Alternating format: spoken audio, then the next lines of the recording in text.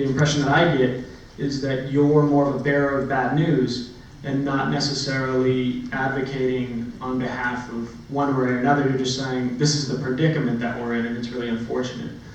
Do you think that CFA is being unreasonable in the negotiations with the Chancellor's office? You know, it's interesting you use the word unreasonable. I think I would say that it is reasonable for all of us to expect to compensate our faculty and our staff at a higher rate going forward. Go back to when I arrived, we've done that. We actually are on a path like this. But it took many years to get in a hole, and it's going to take many years to get out. So it's not unreasonable to ask and expect for more.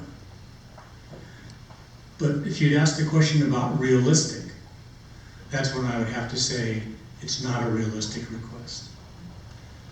Because we don't have the money. You know, we hear about use your reserve. And the number that gets thrown around in the rhetoric is over $2 billion. That's a lot of money. It's a big bucket. But it's about half that.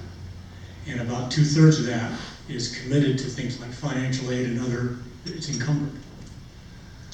But to the point earlier, you can't spend money that sits there on a one-time basis for anything that has a repeated monthly paycheck.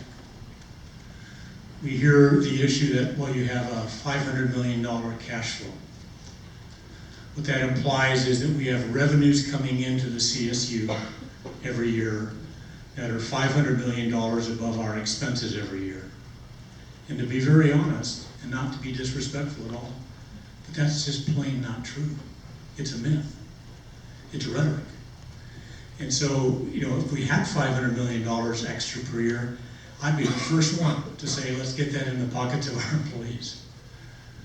But it just doesn't exist.